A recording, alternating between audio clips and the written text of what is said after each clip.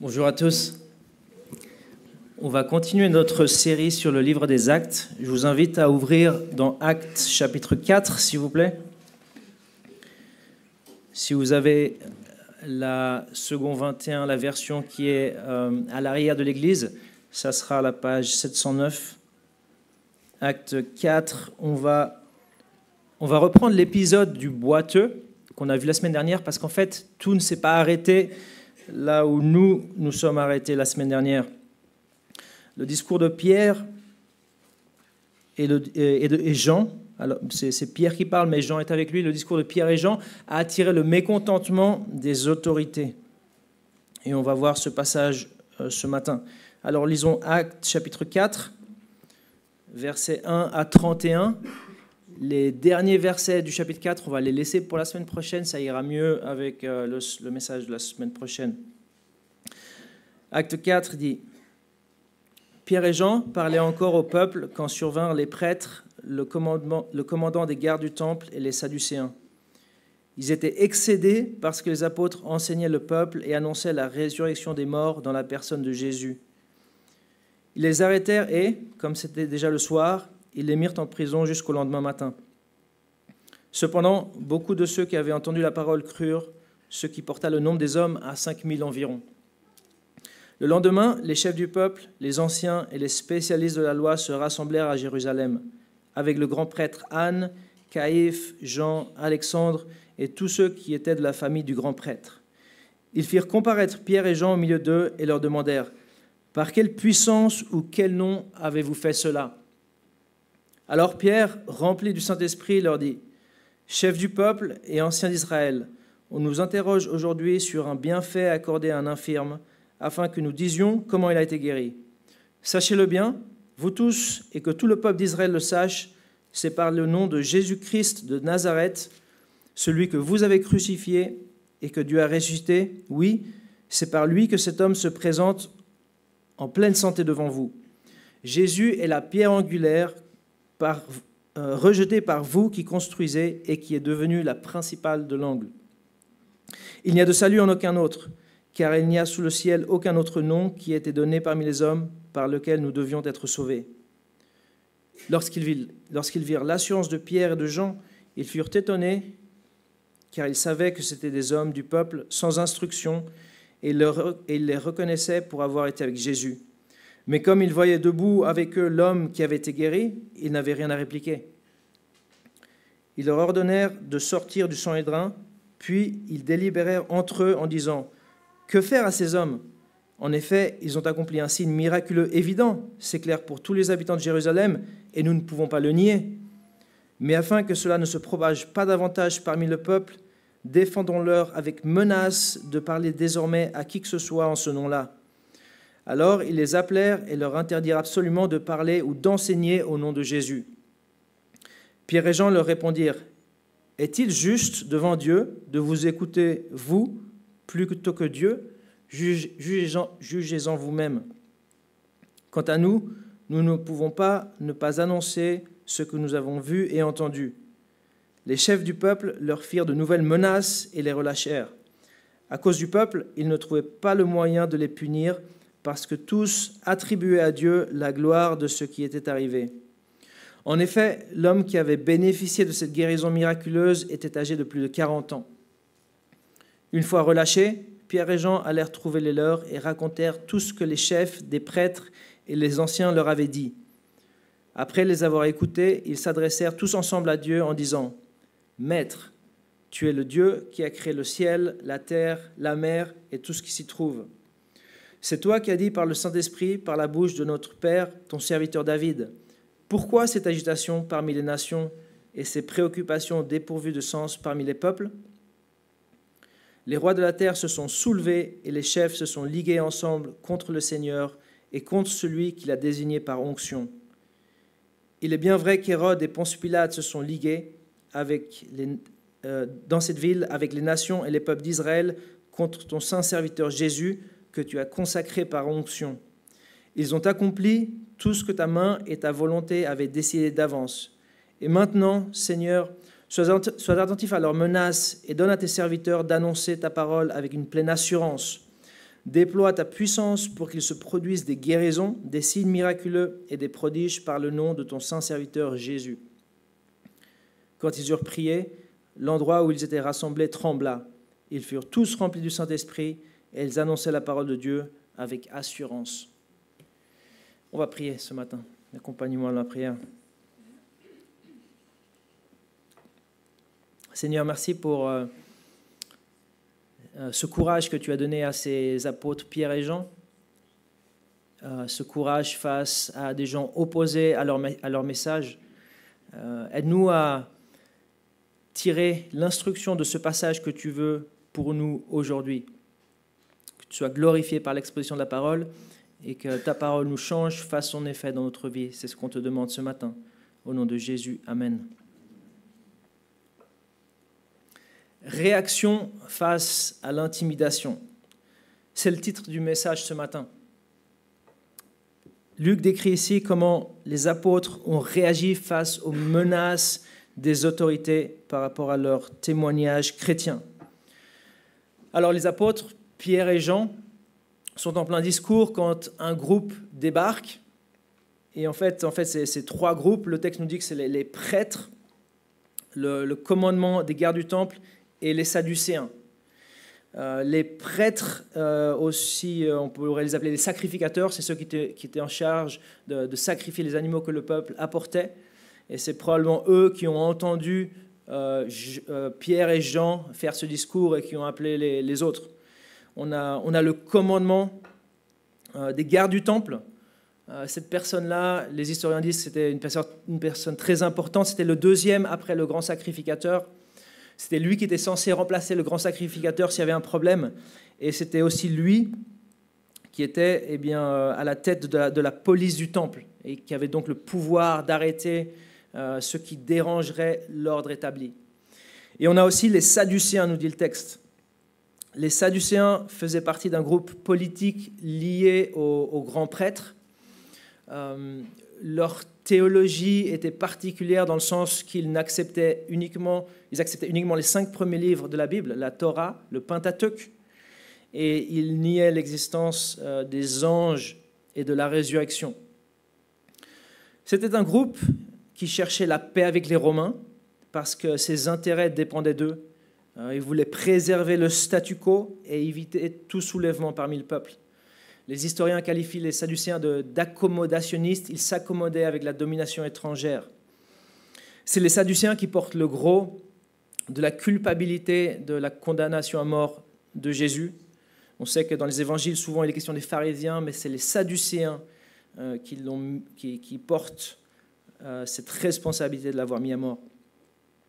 Alors tout ce groupe est là, mais il n'est pas là pour écouter Pierre et Jean. Ils sont là pour les arrêter. Ils voient 2 problèmes avec la prédication de Pierre et de Jean. Le premier problème, c'est qu'ils enseignent. Et le deuxième, c'est qu'ils enseignent mal. Premièrement, ils enseignent. Le texte nous dit qu'ils étaient excédés parce qu'ils les voyaient enseigner le peuple.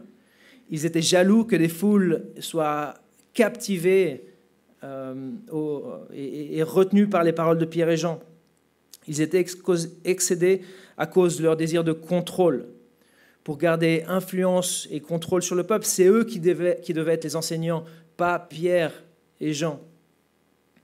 Et le deuxième problème, c'est qu'ils enseignaient mal. Comme on l'a dit, ils ne croyaient pas en la résurrection, mais c'est exactement ce que Pierre et Jean étaient en train d'enseigner, la résurrection de Jésus-Christ, la résurrection en Jésus-Christ.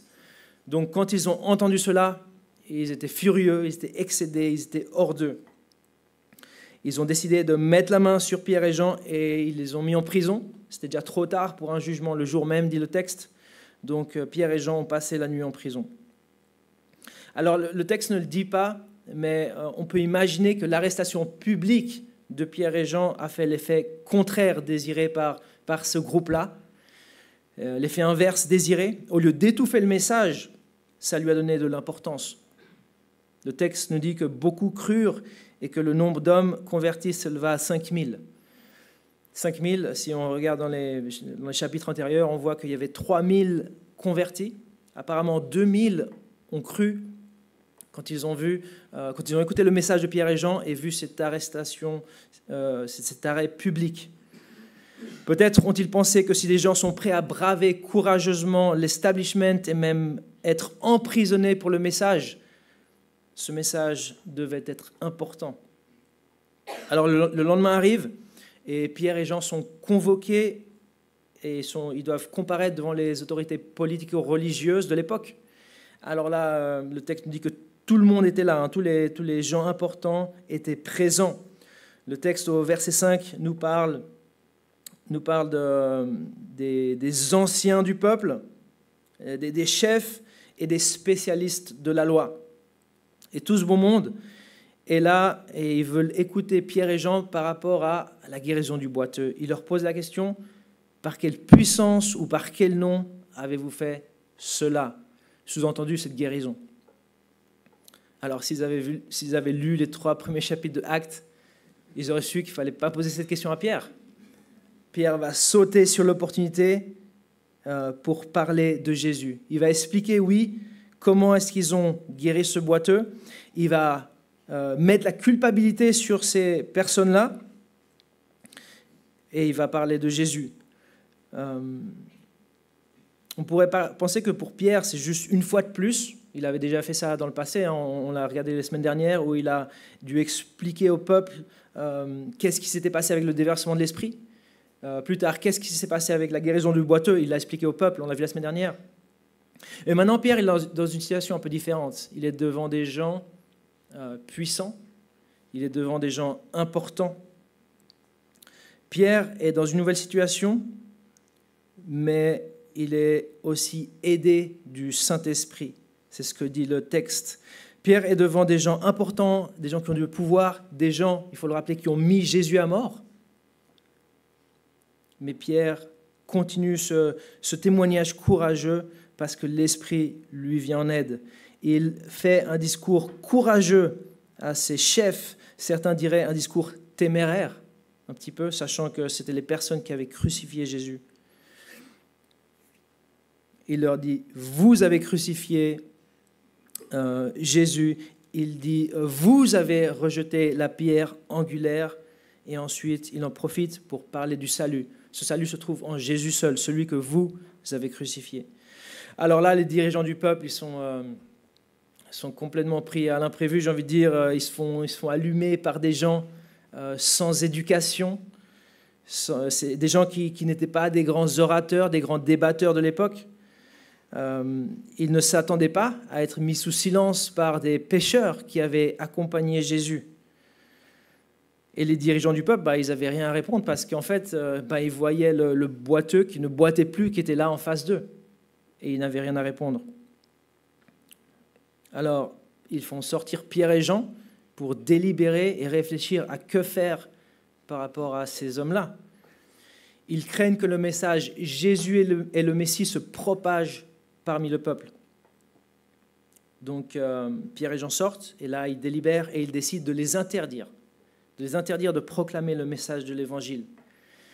Ils les interdirent de parler de Jésus avec menace, nous dit le texte, et le mot menace est répété à 3 fois dans ce texte.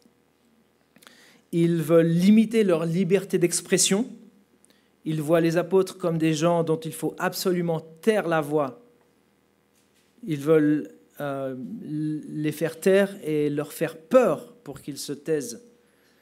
Le texte ne dit pas exactement en quoi consistaient ces menaces, mais en lisant la suite du récit, on voit que c'était probablement des menaces d'emprisonnement et même des menaces de mort.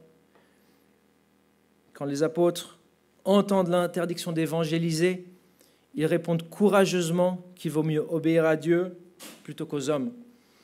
À ceci, les autorités redoublent leurs menaces et il s'agit d'une véritable tentative d'intimidation.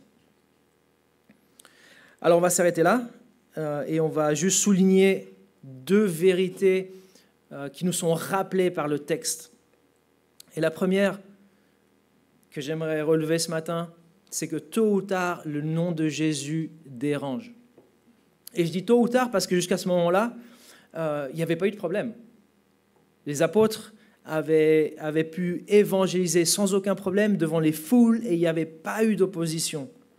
Le message de Jésus avait été bien reçu.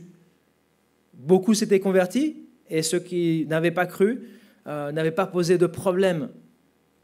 Mais ici, le nom de Jésus a dérangé. Il a dérangé les prêtres et il a dérangé après les autorités, les chefs du peuple. En fait, le nom de Jésus dérange parce que le nom de Jésus vient avec un message. Le nom de Jésus vient avec le message de la culpabilité. Et Pierre a mis cette faute sur ses dirigeants. Vous avez crucifié Jésus. Vous avez rejeté la pierre angulaire. Le nom de Jésus dérange parce qu'il vient avec le message de la culpabilité, le message de la nécessité de se repentir. On l'a vu la semaine dernière où Pierre dit « repentez-vous ». Et le message de Jésus vient avec la nécessité de se soumettre à Dieu et de croire en Jésus-Christ. En d'autres termes, le nom de Jésus dérange parce qu'il vient avec un message, le message qu'on a un problème, qu'on doit être sauvé. Ce qui dérange, c'est que Jésus est sauveur, et ça implique qu'on a un problème. Mais le nom de Jésus dérange aussi parce qu'il est Seigneur. Jésus est le roi, c'est ce que veut dire Messie, hein, c'est un titre royal. Des milliers de personnes comme toi et moi donnons notre allégeance totale à Jésus. Et ça dérange ceux qui veulent cette place. Ils font face à de la compétition. Tu n'auras pas mon allégeance totale, Jésus l'a. Et ça dérange les gens qui veulent cette position d'autorité. Mais il faut souligner que Jésus n'est pas une menace pour les autorités établies, tant que celles-ci légifèrent dans la sphère, dans les limites qui sont les leurs. Jésus est un allié. Jésus, comme les autorités établies, commande l'obéissance à des lois qui facilitent, qui aident la vie en société. Jésus et le christianisme est un allié pour que les citoyens fassent le bien, se soumettent aux règles de vie en commun, paient leurs impôts, respectent l'autorité, aiment leur prochain, etc., etc. Jésus n'est pas une menace à l'autorité, car le chrétien peut très bien se soumettre à Jésus et aussi aux autorités. Le chrétien est appelé à rendre à César ce qui est à César et à Dieu ce qui est à Dieu. Mais le nom de Jésus dérangea, il dérange et il va déranger. Et c'est normal. Et c'est normal. N'altérons pas le message pour que Jésus arrête de déranger. Au bout d'un moment, Jésus va déranger. C'est normal. Jésus l'avait dit. S'ils m'ont haï, ils vous haïront aussi. S'ils ont appelé le maître de la maison Belzébul, à combien plus forte raison vous appelleront-ils ainsi ? Si le nom de Jésus ne dérange personne autour de nous, il faut qu'on se pose la question de savoir si nous prêchons le Jésus de la Bible ou celui qui est en phase avec les derniers progrès de notre société. La deuxième chose que j'aimerais relever par rapport à ce texte, c'est que les preuves ne créent pas la foi. Les chefs du peuple avaient une preuve vivante que ce que disaient les apôtres n'était pas une ânerie. Ils avaient le boiteux qui ne boitait plus, qui était là devant eux. Ils ont reconnu, le texte dit, ils ont reconnu qu'un miracle s'est déroulé au milieu d'eux, qui ne peuvent pas le nier. Mais ils n'ont pas cru au message de Pierre et ils n'ont pas cru en Jésus. Les preuves ne créent pas la foi. C'est bien d'avoir des preuves pour croire, mais à un moment donné, il faut croire. Quand les preuves sont là, il faut croire. Croire, et là je parle surtout à ceux qui n'ont pas encore Jésus dans leur vie, ceux qui sont encore peut-être là pour apprendre de Jésus ou qui sont ouverts à Jésus mais qui ne l'ont pas encore. Je parle surtout à ces personnes. Croire, ce n'est pas uniquement quelque chose qui t'arrive. Croire, c'est une décision que tu prends en base à des faits. C'est une décision que tu prends en base à des faits. Les chefs du peuple avaient la preuve devant eux que le boiteux, que le message des apôtres était véridique. Ils avaient le boiteux qui ne boitait plus, mais ils n'ont pas cru. Pas un seul alla là où Dieu l'emmenait, là où Dieu voulait qu'ils aillent, c'est-à-dire croire en son Fils Jésus. Croire implique une décision qu'on fait en base à des preuves. Et des preuves, Dieu en donne. Dieu en a donné à ces gens-là, et des preuves, Dieu en donne. Dieu en a laissé des dizaines. L'immensité du cosmos et son organisation, la planète Terre et son écosystème, le corps humain, sa complexité. Des preuves, on en a beaucoup. Les prophéties de la Bible qui se sont réalisées, la naissance de Jésus à Bethléem, comme le disait l'Ancien Testament, sa mort comme substitut pour toi et moi, comme le disait l'Ancien Testament,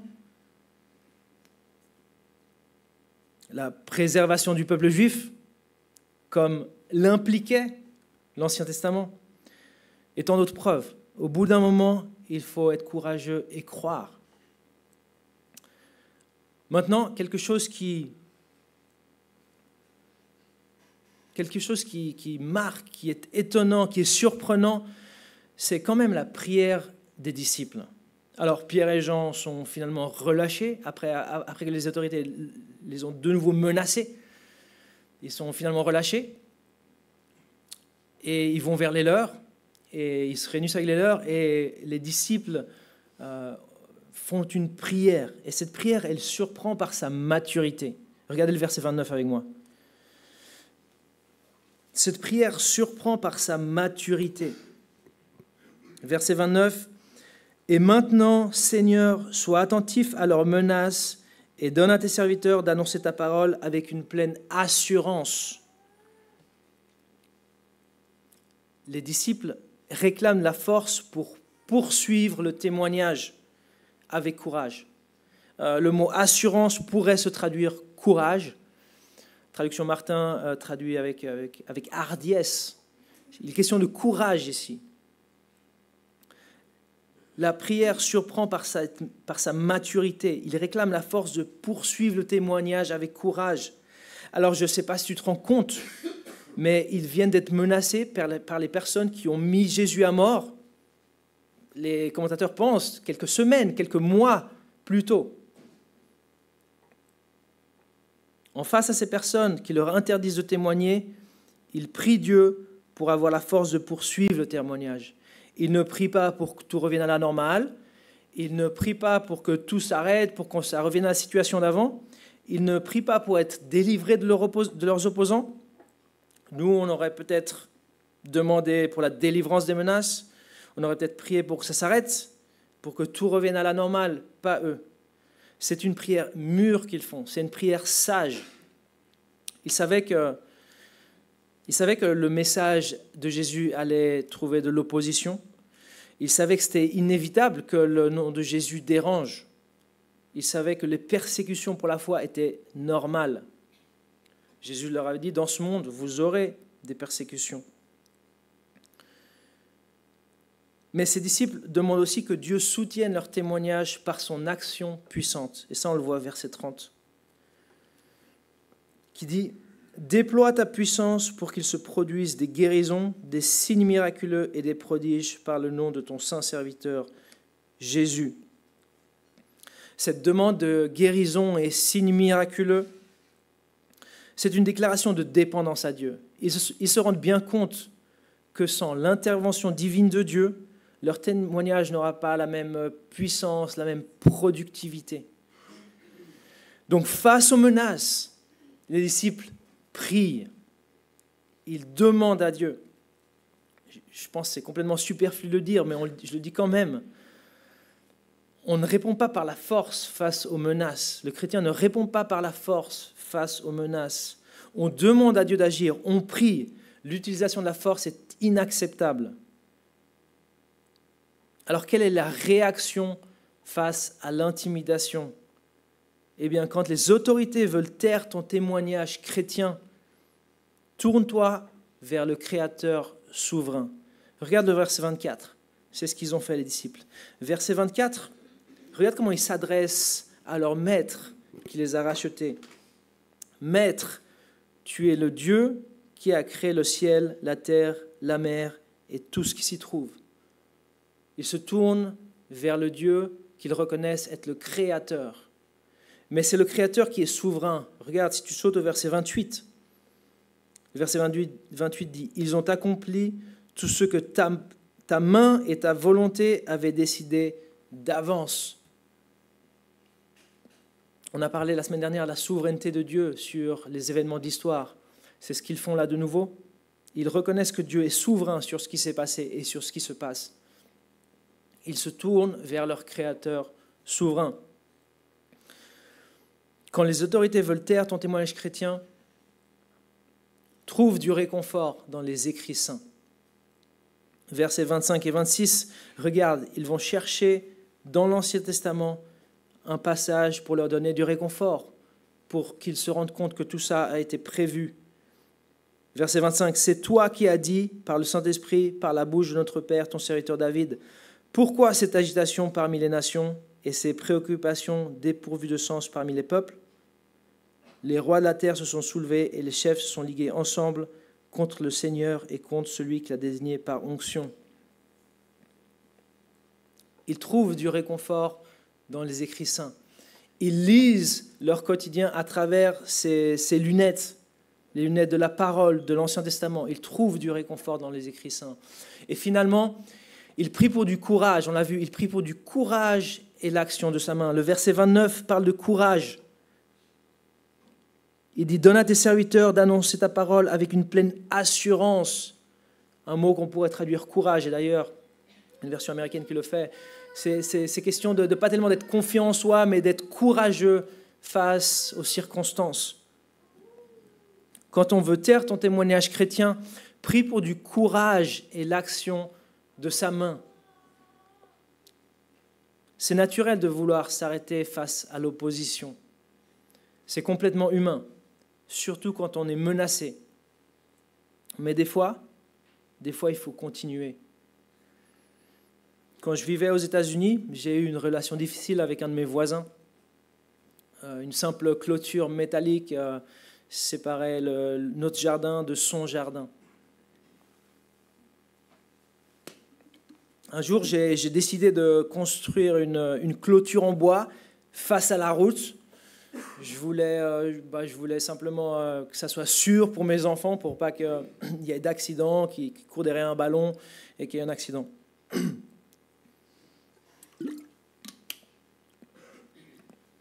Alors que cette clôture en bois ne regardait en rien mon voisin ni sa propriété, celui-ci, sans surprise, s'est opposé à la construction.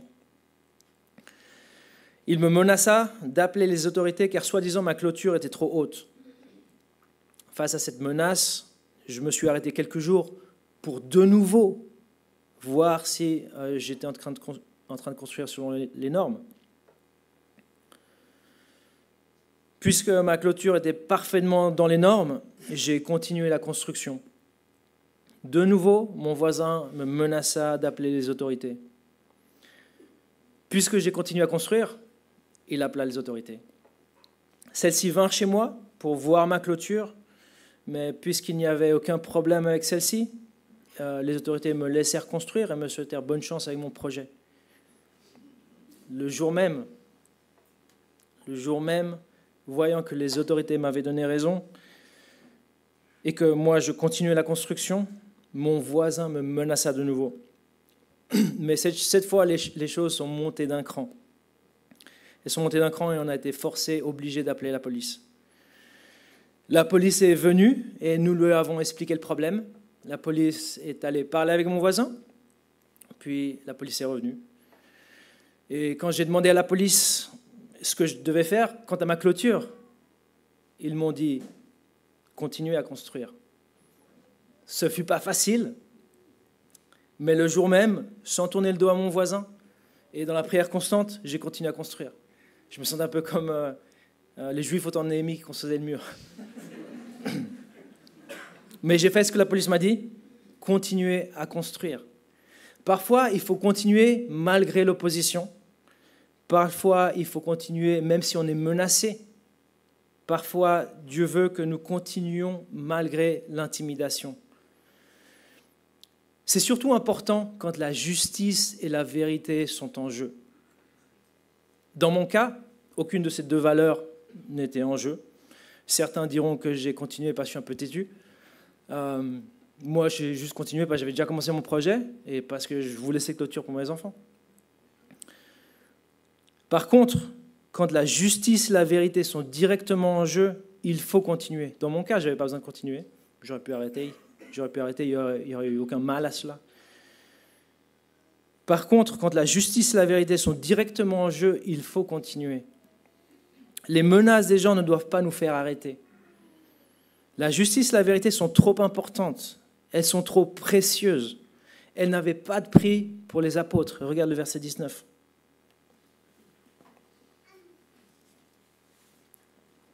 Verset 19. Pierre et Jean leur répondirent, « Est-il juste devant Dieu de vous écouter, vous, plutôt que Dieu? Jugez-en vous-même. Est-il juste ?» Ça ne t'étonne pas ce mot-là? Il est question de justice ici.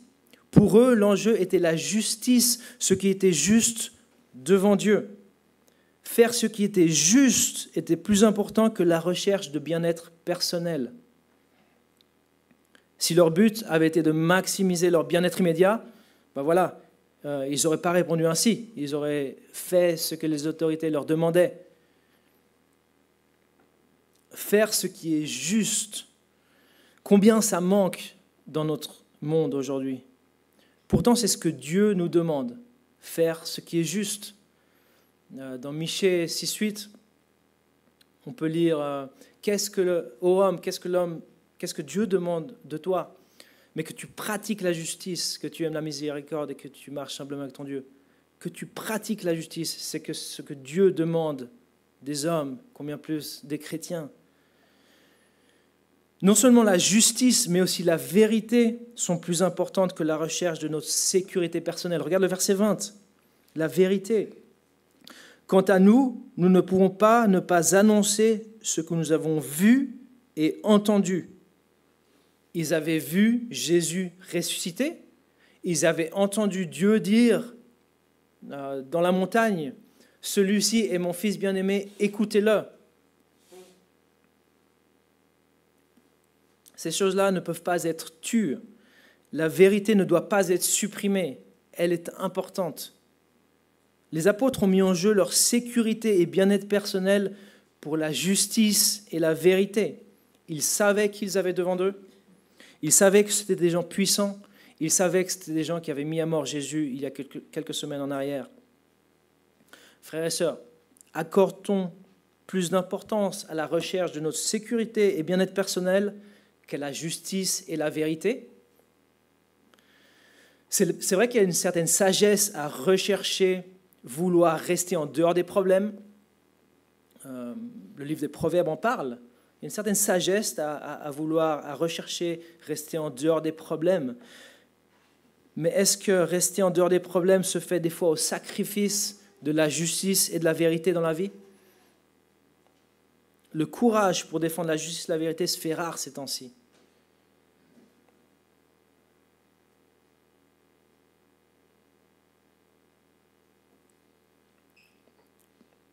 Mais ce courage, il est nécessaire. Ce courage, il est nécessaire. Grâce à ce courage de certaines personnes, l'Évangile nous est parvenu. Sans courage, l'Évangile ne nous serait pas parvenu. Il faut qu'on se rende compte que notre courage, que ton courage à défendre la justice et la vérité est parfois important pour les autres. Pour les autres. Être courageux, c'est parfois ce que demande aimer son prochain. Et si on se bénéficie du courage des autres, nous aussi devons être courageux pour d'autres. Peut-être tu penses mettre en jeu mon bien-être personnel pour la justice et la vérité. Je ne sais pas si j'y arriverai. Si tu penses comme ça, sache que tu n'es pas seul. Tu n'es pas seul. On pense tous comme cela. Mais il faut savoir aussi que ce que Dieu te demande, il te donne aussi les moyens de le faire. Je te pose une question. Qu'est-ce qui a fait la différence entre le Pierre de ce texte et le Pierre il y a quelques semaines en arrière, du point de vue de l'histoire? Qu'est-ce qui fait la différence entre ce Pierre qui est courageux et la lâcheté de Pierre, quand il a renié Jésus? Qu'est-ce qui a fait la différence dans sa vie? La résurrection de Jésus? Certes, il avait vu Jésus ressuscité, mais Pierre avait vu des grandes choses, des choses impressionnantes aussi avant cela. il avait vu comment Jésus apaise la tempête, comment il multiplie les pains, comment il fait des guérisons miraculeuses. Ils avaient vu aussi la résurrection de Lazare. Qu'est-ce qui fait la différence entre le Pierre d'avant et celui-ci? Qu'est-ce qui fait la différence entre son courage et sa lâcheté d'avant? En fait, la réponse, elle nous est donnée dans le texte. Et cette réponse est importante, parce que ce matin, je n'ai pas envie que tu partes avec l'idée que tu dois rechercher le courage. Là, tu m'as bien entendu. Ce matin, il faut que tu partes, faut que tu partes avec envie de rechercher, non pas le courage, mais ce qui donne le courage. Ce qui donne le courage. Et la réponse à qu'est-ce qui a fait la différence entre le Pierre d'avant et celui d'aujourd'hui, elle est donnée dans le texte. Regarde le verset 8. Alors Pierre, rempli du Saint-Esprit. Rempli du Saint-Esprit. Et après, il a fait ce discours courageux devant les gens qui ont mis à mort Jésus. Et regarde le chapitre 1. Chapitre 1, verset 8. On l'a vu il y a quelques semaines. Mais vous recevrez une puissance lorsque le Saint-Esprit viendra sur vous, et vous serez mes témoins à Jérusalem, dans toute la Judée, dans la Samarie et jusqu'aux extrémités de la terre. La puissance du Saint-Esprit permet d'être un témoin courageux. La plénitude de l'Esprit, et c'est la troisième vérité que j'aimerais relever ce matin, la plénitude de l'Esprit est nécessaire pour un témoignage courageux. Pierre et Jean nous donnent un exemple de courage, mais ce courage ne vient pas d'eux, ce courage vient du Saint-Esprit. La plénitude de l'Esprit donne d'annoncer la parole avec courage, elle donne de choisir la justice et la vérité avant la sauvegarde de ses intérêts, et la plénitude de l'Esprit s'obtient par la prière. Regarde le verset 31, et on va finir avec cela. Verset 31 du chapitre 4 dit « Quand ils eurent prié, l'endroit où ils étaient rassemblés trembla, ils furent tous remplis du Saint-Esprit et ils annonçaient la parole de Dieu avec assurance. » La plénitude de l'Esprit s'obtient par la prière. On n'a pas le temps de rentrer dans une étude sur la plénitude de l'Esprit, mais pour ce matin, l'essentiel, c'est ça. C'est la prière. C'est la prière. Et pas uniquement, l'obéissance à la parole aussi, mais dans ce texte, on est rappelé que c'est par la prière qu'on obtient cette plénitude de l'Esprit. Dieu nous demande d'être courageux. Dieu nous demande un niveau de courage que, si on veut être honnête, on n'a pas. Mais Dieu nous donne les moyens d'être courageux. C'est le Saint-Esprit qui va nous faire être courageux. C'est lui qui va parler par notre bouche. Et tout commence par la prière. On a vu beaucoup de choses ce matin. On a vu comment des disciples ont réagi face aux menaces. On a vu des réactions face à l'intimidation. On a vu une prière à imiter. Cette prière de s'adresser au Créateur souverain, trouver du réconfort dans les Écritures et demander du courage et l'action de la main de Dieu. On a vu beaucoup de choses. On a vu aussi que ce qui était en jeu ici, c'était la justice et la vérité, faire ce qui est juste devant Dieu. Dieu leur avait demandé d'annoncer l'Évangile. Et la vérité de l'Évangile était en jeu. La vérité de la résurrection était essentielle. La justice et la vérité ont mérité l'ouverture d'une confrontation qui, on va le voir dans les semaines prochaines, qui va amener les disciples dans des terrains assez escarpés. Ça va être une aventure à sensation forte pour les disciples. Je ne sais pas où tu en es dans ton engagement pour la justice et la vérité de l'Évangile, mais aussi la justice et la vérité dans le sens large. Parce que ça, c'est des valeurs qui viennent de Dieu, la justice et la vérité. Le texte de ce matin nous rappelle que quand la justice et la vérité sont directement en jeu, il ne faut pas se taire. Ça peut nous amener sur des terrains escarpés. Tu pourrais devenir le clou qui dépasse. Et voilà, le clou qui dépasse, c'est celui qui reçoit le marteau. Mais le but de la vie, ce n'est pas la maximisation de ton bien-être personnel immédiat. Le but de la vie, ce n'est pas vivre paisiblement. Jésus n'a pas vécu paisiblement. Ce n'est pas ça le but de la vie. Je crois qu'on a tous, quel que soit notre milieu, quelle que soit notre influence, je crois qu'on a tous, à certains moments de notre vie, des combats à mener pour la justice et la vérité. Certains, de par leur accès à certaines informations ou par leur influence, ont un rôle plus important que d'autres, mais je crois que tous, à notre niveau, à un moment donné de notre vie, on a des combats à mener pour la justice et pour la vérité, quelle que soit notre profession, notre milieu, notre influence. Et le texte de ce matin nous rappelle que quand la vérité et la justice sont directement en jeu, il ne faut pas se taire, il faut continuer malgré l'opposition. Mais pour défendre cette justice et cette vérité, il faut du courage. Il faut du courage. Et c'est un mot qui apparaît à 3 reprises dans le texte. Le mot assurance. Le mot menace apparaît à 3 reprises.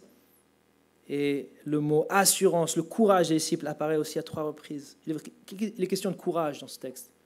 Il faut du courage pour défendre la justice et la vérité. Mais ce courage, il est au-dessus de nos forces. Ce courage, en fait, c'est Dieu qui va le donner. Gloire à Dieu, ce courage est disponible. Et il est disponible par l'Esprit. Il est disponible quand on est rempli de l'Esprit. C'est l'Esprit qui va faire, c'est l'Esprit qui va parler. Nous, ce qu'on doit faire, c'est prier pour être rempli de l'Esprit. Alors, on s'arrête là pour ce matin. La semaine prochaine, on va continuer cette série. On va voir, j'ai envie de dire, une menace interne. Aujourd'hui, on a vu une menace externe, des gens qui voulaient étouffer le témoignage, une menace au témoignage de l'Évangile. La semaine prochaine, on va voir une menace interne qui sort de l'Église des propres chrétiens avec l'épisode d'Ananias et Saphira. Donc, je vous invite à lire à l'avance ces prochains versets au chapitre 5. Mais aujourd'hui, on va s'arrêter là et on va prier pour conclure.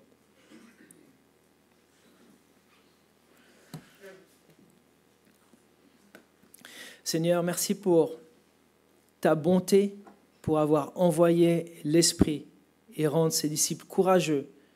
Et nous sommes ici réunis ce matin parce qu'ils ont été courageux par ton Esprit et nous sommes les bénéficiaires de ce courage. Et on connaît le reste de l'histoire. Certains ont été emprisonnés, d'autres ont été tués. Et ils ont été d'accord de faire cela. Ils savaient que le nom de Jésus allait déranger tôt ou tard. Ils savaient que c'était normal. Seigneur, aide-nous à notre niveau, à nous engager pour la justice et la vérité. Premièrement, celle de l'Évangile, évidemment, mais la justice et la vérité aussi au sens large. Faire ce qui est juste devant toi. Tu nous dis de chercher premièrement ton royaume et ta justice, ce qui est juste à tes yeux. Et cette justice, souvent, elle est en porte-à-faux à la justice de notre monde. Et nous, vouloir être ces personnes qui s'engagent pour la justice et la vérité. Et tu nous rappelles ce matin qu'il faut du courage pour ça. Et tu nous rappelles ce matin surtout que c'est ton esprit qui va nous rendre courageux. C'est lui qui va parler, c'est lui qui va faire l'œuvre. Nous n'avons uniquement qu'à être remplis de l'esprit, te chercher en prière, obéir à ta parole. Aide-nous à faire cela, Père, ce matin. Seigneur, tu nous as aussi enseigné ce matin comment ces disciples ont répondu face à ces menaces par rapport à leur témoignage chrétien. Et tu nous invites, je pense, à imiter cette manière de faire, à imiter cette prière où ils se tournent vers toi, se rappelant que tu es le Créateur, que tu es au-dessus de tous et que tu es souverain sur les événements d'histoire, même sur ce qui avait pu être une tragédie au début, la mort de Jésus. Mais tout était entre tes mains, tu dirigeais les événements de l'histoire. Et ils ont rappelé cela. Et nous, à nous rappeler aussi de ta souveraineté sur l'histoire, sur notre vie. Aide-nous à nous tourner vers les Écritures pour trouver le réconfort dont on a besoin.